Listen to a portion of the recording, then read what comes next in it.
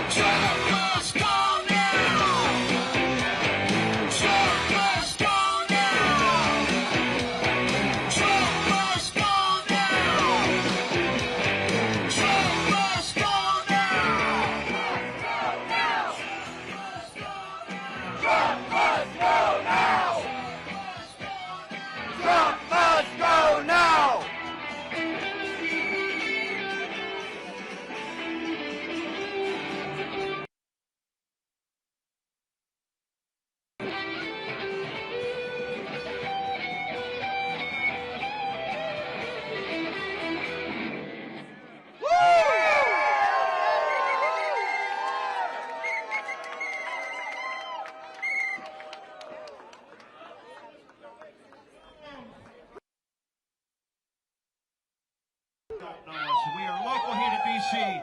Thank you guys. Can we get, when we say waking, you guys say stone, all right? Waking. No. Again, waking. No. Waking. No. That's right. That's right.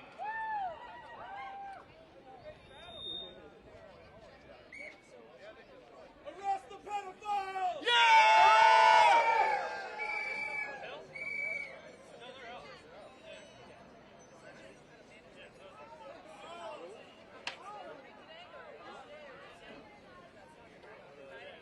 Trump must go now! Trump must go now! Trump must go now! Trump must go now! Trump must go now! Trump must go now! Trump must go now! Trump must go now! Trump must go now! Trump must go now! Trump must go now! All right, we're going to do another song apparently, so we gotta just wait for our speaker to come. So I think you might know this one too. It's Stop the Madness. So there's lines for you too, and that's stand up. Let's hear stand up. Stand up! Let's hear fight back. Fight back! And stand up. Stand up! Fight back. Fight back! I want to stop it. In the streets, want to hurt me there. And the enemy strong over my power. All that is sacred on the bread for the power. Guilty to kings, make the heroes rich. Right on the hands, tear on the streets. Right on the hands, burn on the hands. Stop the madness.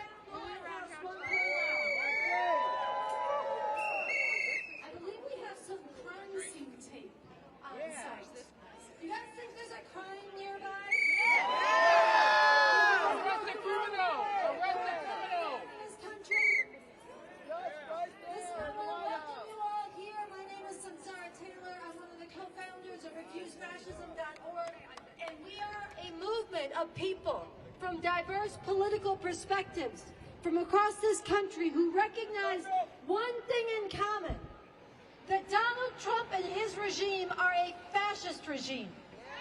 They are a danger to all of humanity. And it is our responsibility, in the name of humanity, to come together and demand Trump must go now. And we are fighting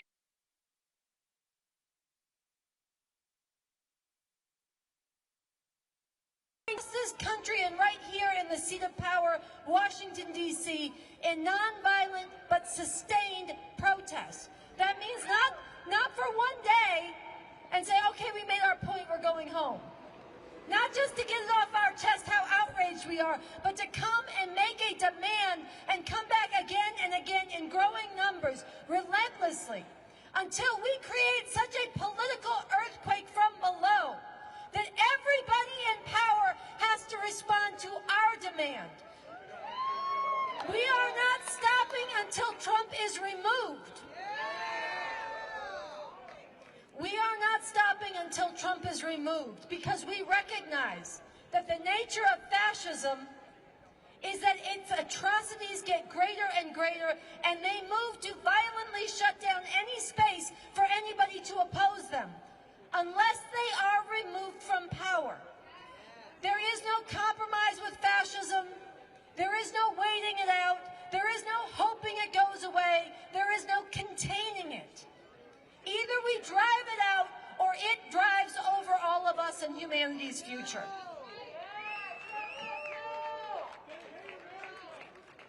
And just this week, just in the last week, we saw Donald Trump get out and call for the execution by hanging of Democratic elected officials. For what?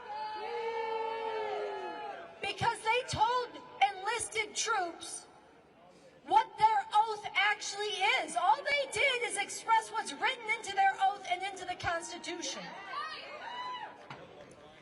And Donald Trump said they should be hanged. This is a massive, massive escalation in violence and threat. And already, Senator Slotkin, one of the women in the video calling for people to remember their oath and disobey illegal orders, says she has gotten more than 1,000 death threats. Donald Trump knows he is unleashing violence and terror against his opponents, and that is by design. So whether or not he follows through anytime soon in a public execution, he is calling forward and green-lighting that from his supporters. And meanwhile, he is busy calling nonviolent protesters domestic terrorists. That's right. So we recognize that he is moving to close off the space for anybody to oppose him.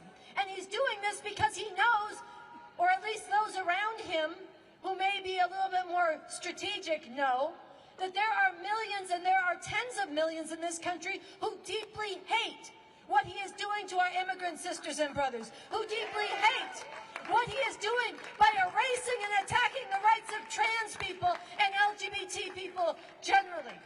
That there are tens of millions of us who hate the fact that right now, in half the states across this country, women cannot get a safe, legal abortion. There are tens of millions of us who hate the fact that he is carrying out illegal assassinations of fishermen off the coast of Venezuela merely on his say-so. We hate the attacks on science. We hate the attacks on education. We hate what he is doing to the planet. And we have the power, in our millions, we have the power to drive him out nonviolently. And this is a power that we have to exercise. So it is so important, so precious, so important, so righteous, so beautiful that you are here today. Make some noise for yourselves.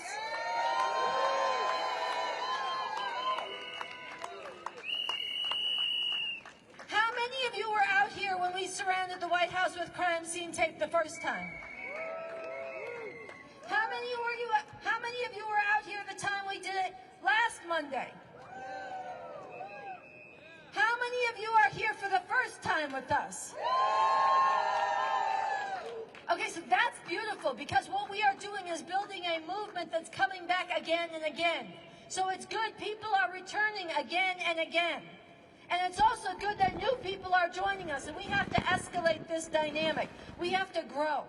And those of us here today, we're going to have a few speeches, and then we're going to stretch this crime scene tape around the scene of the crime. And we are going to be taking this as far as we can. The first time we made it 1 mile around. It's a 2-mile circumference. Each time we want more people to fill it in and fill it in all the way around. And then 10 deep with tens of thousands, then 100 deep with hundreds of thousands, and soon with millions. So when we do this, we are holding a place for everybody else who is still out there hoping that they can wait to the midterms, or hoping that they can just lay low and this will blow over, or hoping that it is enough to mention or defend your neighbors or stand up in education, all of which is important. We have to drive Trump out. So we are doing this today as part of building the power of the people to drive Trump from power. All right, so with that, I want to bring up our first speaker. She is a student who came out here all the way from California. This is her second trip here. She's been leading and organizing other students to stand up. Where is she? Cameron, come to the mic. Give some love to. She's also a marshal. All right, this is Cameron, y'all. All right, hello everyone. I'm very happy to be here. Give me a second to pull up my notes because that's where all this is written down. But hi, I'm a student. I'm a college student at a community college out in California, in the Bay Area. That's where I'm from. Shout out California. Welcome to DC. Thank you. I wanted to give you guys 2 little fun facts about me so you get an idea of where I'm coming from. I was born the same year that California legalized gay marriage. And the first president that I can remember being in charge of our company, it feels like a company, in charge of our country was Barack Obama. So, it's weird. It's really weird watching all this happen. And while our government has and is extremely flawed in ways that I can't fully get into right now without talking everybody's ear off, watching a government that was heading in such a seemingly progressive direction be slammed down so violently was a very shocking experience. And I think a lot of people, especially those around my age, are feeling that right now and freezing in their panic. I mean, all we've been taught to do is how to work or go to school or stay inside of a building looking at a screen that's trying to get you to buy something. It's terrible. And when you get upset about a systematic issue, we're told to self-care our way out of it. But no amount of self-care is going to save us when we're living under a fascist police state. To those of you at home doubting whether this is a fight worth joining, I ask you this. When we no longer have any notion of choice in how our government functions and how it destroys our communities, ecosystems, and entire planet, will the convenience you had now be worth it?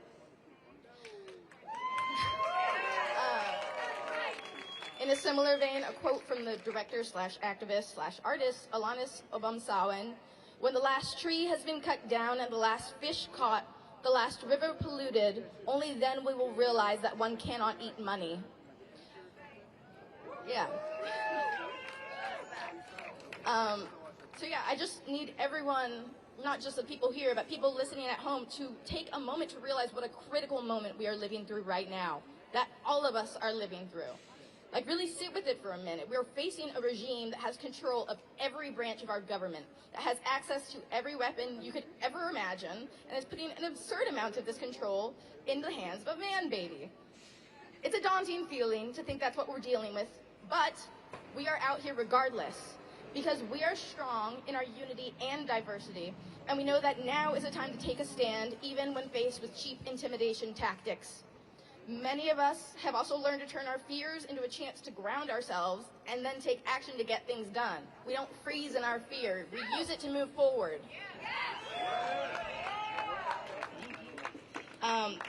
We here today are going to make it undeniable that we, the people, don't want a fascist dictator. We need every single person we can get out here so we can stand a chance at driving this regime from power. So do what you gotta do, but get your ass out here to DC. Yeah, and I just want to say, I know it's a huge ask. It is a lot of sacrifice to get out here. This is like the third week I've skipped of school so I can get out here, which is also not making money from the job I work at.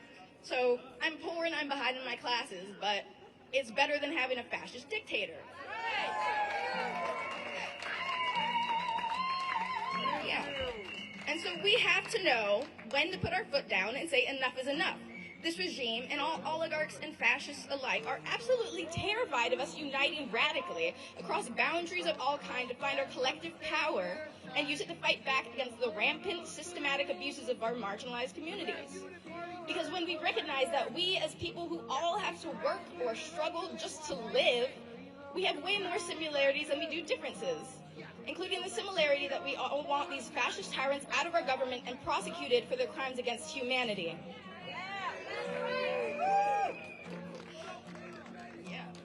So, yeah, it means missing out on things we'd rather be doing. I know people want to go to their yoga classes.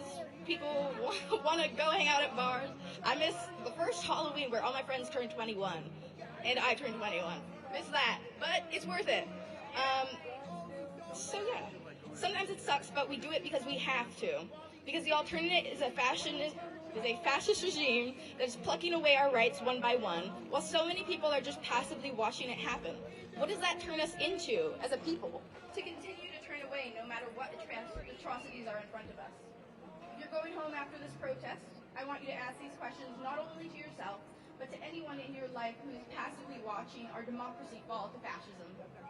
We cannot be bystanders to such blatant injustices.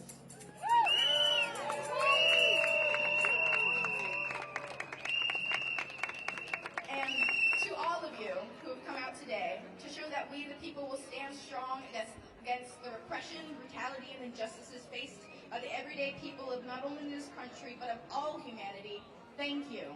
Your presence, strength, and sacrifice may just be what drives the millions we need from across the country to gather here in our nation's capital, day after day, until Trump's despicable regime is driven from power.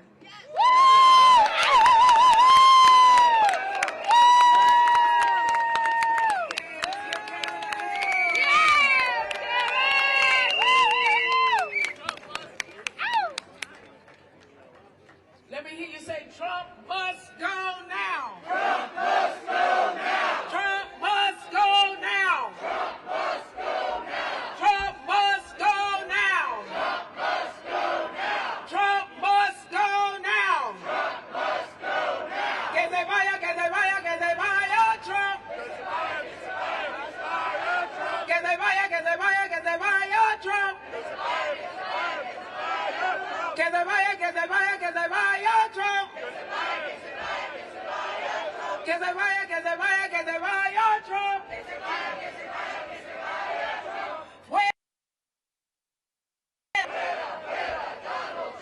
Fuera, fuera, Donald Trump. Fuera, fuera, Donald Trump. Fuera, fuera, Donald. Let me hear you say, fuera, fuera, Donald Trump. Fuera, fuera, Donald Trump. Fuera, fuera, Donald Trump. Fuera, fuera, Donald Trump. Let me hear you scream.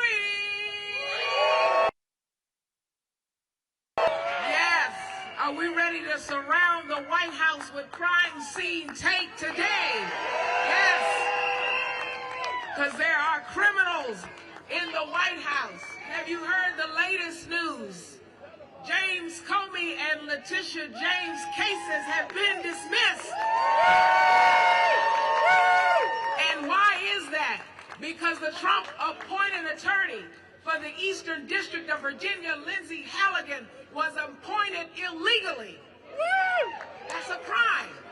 That's a crime. So we're doing the right thing. I'm so glad that you all are out here today. Those of you who have stayed past the rally and all the events that happened November 20th through the 22nd, if you're still here, thank you so much. Thank you. Oh, okay. I didn't know if I was too loud. All right. Okay. So, next, On the mic, we have, let me make sure I get the name right, Kelly Michael Williams. He's running for Congress. He is an ANC commissioner and formerly homeless. Let's give a warm welcome to Kelly Michael Williams. He's coming to the mic.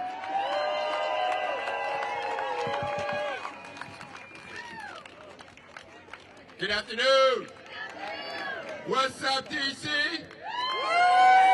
What's up, Refuse Fascism? Let's hear it for Refuse Fascism, and let's get this man out of the White House. My name is Kelly Michael Williams, and I'm running for Congress. And I'm running now, right here in this nation's capital, because we're fighting something bigger than policy. We're fighting our democracy, our dignity, and for each other.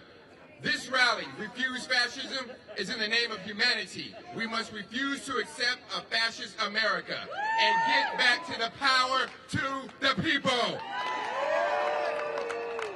The power of the people is the only thing that will ever defeat fascism.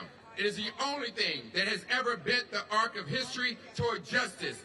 Today, the power is with us, standing together, refusing to be silenced, refusing to be executed, refusing to be pushed aside and pushed back, refusing to accept a government that tells us who deserves rights and who doesn't. I'm not running for Congress because it's easy. I'm running because I've lived what has happened when a system fails you. I've seen it as a single father, trying to hold my family together. I've seen it when I spent nights wondering where my son and I would sleep. I saw it when I cared for my mother, as Alzheimer's and dementia slowly took her life from me, fighting every single day for her dignity and healthcare system that is designed to confuse, exhaust, and drain us. That experience didn't leave me bitter, but it did make me determined that Trump must go. Healthcare isn't just a policy issue, it's a human right issue. It's about dignity. It's about whether your parents can age in peace. It's about whether you or your child can have care without sacrificing your future. Right now, that dignity is being denied. Families are being priced out, pushed out, and left out. Mental health care is out of reach. Chronic conditions go untreated, and our seniors are suffering alone. We need universal coverage. We need Medicare for all. We need community clinics, mental health support, and home-based care. We need a system that wraps around people instead of abandoning them. The same is true for housing. I was once homeless in the city with my young son, living in the back of my car. And I know what it feels like to not be seen or to feel invisible when the government doesn't help you, doesn't support you. To feel like you're surviving day to day like the government is looking the other way. Housing is safety.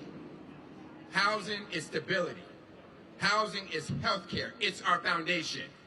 But in a city overflowing with luxury condos and too many of our neighbors sleeping in tents, in shelters, and cars, that is not a failure of resources. That's a failure of priorities. We need permanent supportive housing, not endless, inhumane encampment sweeps. We need real affordable housing, built for real people, not real estate portfolios. And while we fight for these basic rights, we still have to fight for one simple and more important fundamental thing, and that's our democracy.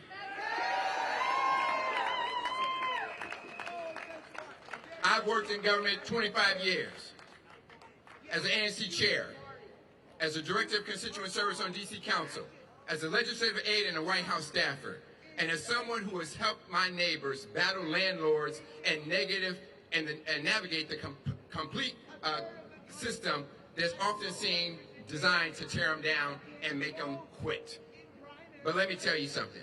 What Congress is doing to our nation's capital is not just disrespectful, it's un-American. Over 700,000 taxpayers live in this city. That's veterans, teachers, first responders, parents, seniors, you and me. People who are working 2 jobs just to pay the rent. And yet Congress treats us like second-class citizens, blocking our laws, undermining our safety, deploying troops in our streets. If that's not authoritarian control, I don't know what it is. It's time. In fact, it's past time for full D.C. statehood. We don't want symbolic statehood. We want full rights, full representation, and full democracy. Because the fight for fascism begins here. It begins by refusing to let anyone dictate and tell us that our city doesn't count. My campaign isn't about me. It's about us. It's about building a state where no one is invisible, where policy is rooted in lived experiences, where every person, housed and unhoused, young and old, black, white, and brown, has a voice and a vote that matters. If you've ever been overlooked, if you've ever been underestimated, if you've ever been ignored, my campaign is for you.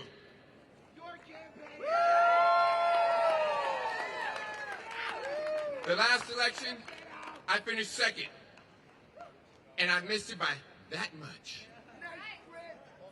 But you know what it taught me? It taught me that this city was ready, that the people are hungry for a representative who has lived the struggle, not just read about it. Someone who will fight like hell because I've lived fighting like hell every day of my life. I give you this if you give me this privilege to serve you in Congress, I will carry your voice with me every single day. Not because it's politically convenient, but because I won't forget who put me there, and I won't forget who I'm serving. Because at the end of the day, I'm a servant leader. I lead through service, not demands. So Trump must go. I lead with compassion, not vindictiveness. So Trump must go. Now. I lead now, not careerism. So Trump must go. Now. I lead with values, not opportunism, because this is never about me and power. It is always about us. So Trump must go now. It's about the single parent trying to hold it all together. So Trump must go now. It's about the senior who deserves dignity. So Trump must go now. It's about the neighbor fighting to stay housed. So Trump must go now. It's about every resident in this city who has been told in ways big and small that their voice doesn't count. But it does, and you count. So Trump must go now. And together, we're going to make sure that this country hears us when we say, Trump must go now. So let's stand up, because Trump must go now. Let's speak out, because Trump must go now. Let's fight back, because let's show this nation what power to the people really looks like, because Trump must go now. Thank you very much. I'm Kelly Michael Williams. Help us out. Go to Kelly Michael for DC. Volunteer. Support us. Help us out. God bless our troops. God bless our nation's capital. And God bless America, because Trump must go now. Thank you very much. Thank you. Thank you. Trump must go now. Trump must go now. Trump must go now. Trump must go now. Trump must go now. Trump must go now. Danger, danger, there's a fascist in the White House. It's up to us to drive him out.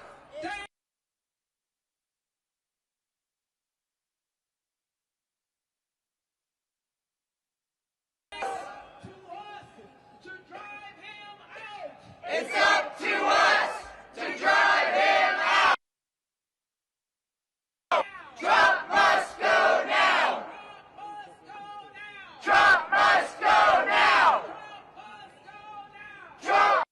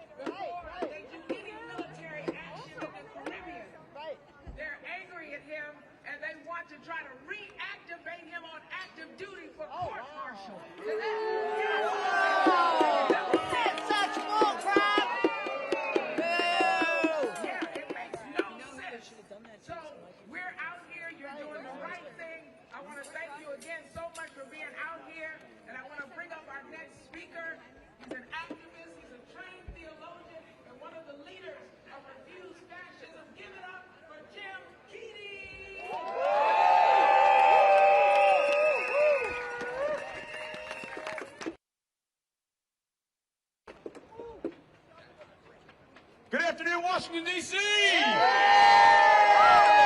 Once again, it was my pleasure to drive down here from the great garden state of New Jersey to join all of you in the streets to demand that Trump must go now. I really want us to get to a very simple message that each and every one of us needs to share with the people who aren't here. We all have to be deputized as organizers in our home communities. The really simple message is fascism bad? Is Donald Trump a fascist? Do you believe that a massive grassroots mobilization here in our nation's capital that then spreads out into every town and city around the United States is how we will drive the fascist Donald Trump from power? If you here today, or you watching at home, just said yes, yes, and F yes, then please join us as we continue to be here in the streets of D.C. day in and day out.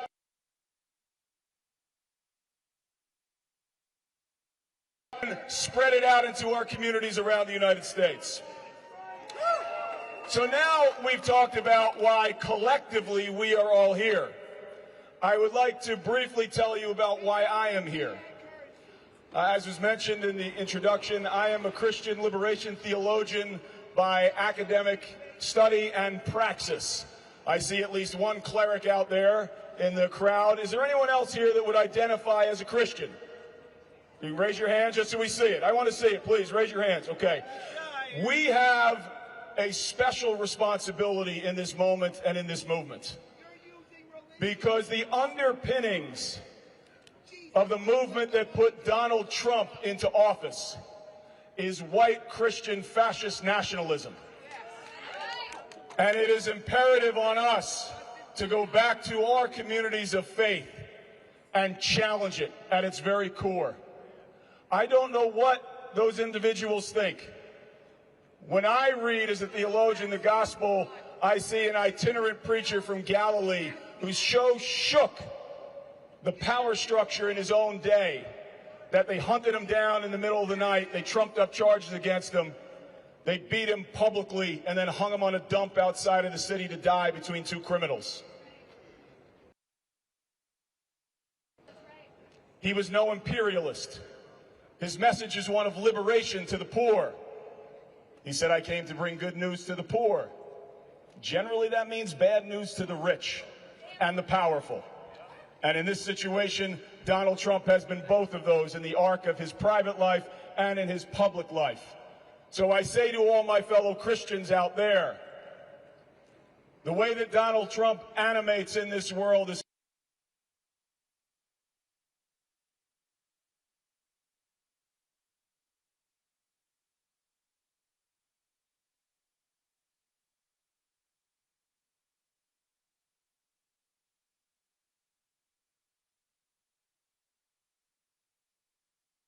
Academy in Lincroft, New Jersey, where I now serve as a soccer coach. Lean Republican, who's going to go to Wall Street and be retired by the time I was in my 30s. Grew up with and had my entire worldview shattered.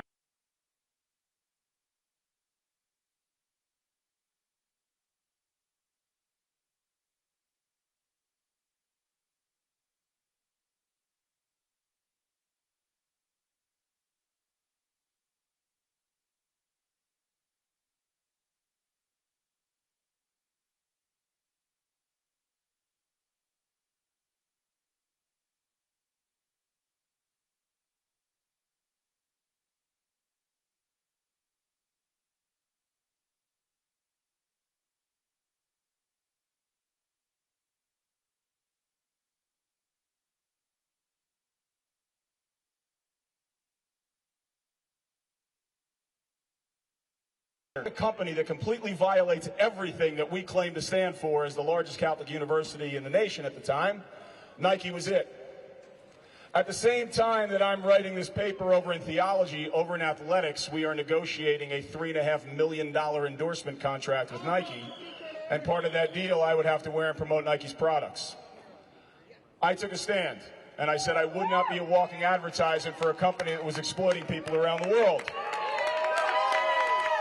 And I said that as a Catholic institution, we should not be in partnership with a company like this. And I was eventually given an ultimatum. You will wear Nike and you will drop this issue or get out. I was forced to resign because I held my ground. I became and still am the only athlete in the world to say no to Nike because of their sweatshop abuses. And I started getting criticized back then. I would go to colleges, high schools, be in radio talk shows, TV interviews. You don't know what you're talking about. Those are great jobs for those poor people. What the hell else would they be doing? Now, I knew from my academic research they were wrong. The athlete in me wanted to prove them wrong. That competitor in me wanted to prove them wrong. So in the summer of 2000, I moved to Tangerang, Indonesia. And for 1 month, tried to survive on a Nike sweatshop wage, $1.25 a day at the time. I lived in a rat-infested slum, crawled over by cockroaches each night, and I lost 25 pounds.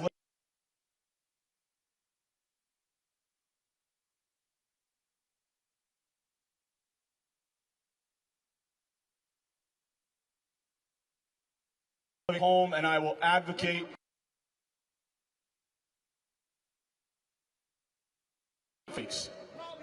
I spent 15 years working on that issue full-time, going back and forth across the United States, going back and forth to Indonesia to meet with workers over and over again. And I share this story not so that you clap for me, but I share it because each of us has to know our origin story and to be able to share it with people. Being kidnapped by God into the Nike sweatshop issue radicalized me on a range of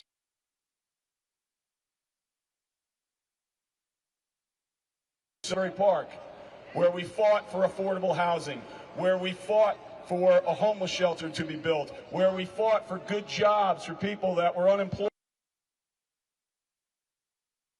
All of us care about. I imagine everybody here believes that health care is a human right. Yes? And the solution to dealing with our health care issue is a universal single-payer system called Medicare for each and every one.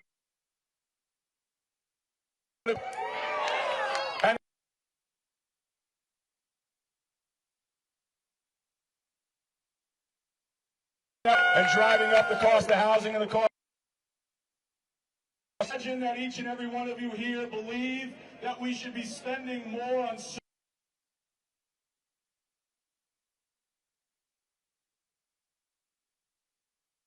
industrial complex to slaughter people around the world. I imagine each of you believe that we should not be funding and arming the genocide in Gaza. And that needs to stop. I would imagine that each one of you here believes that we should have a humane immigration.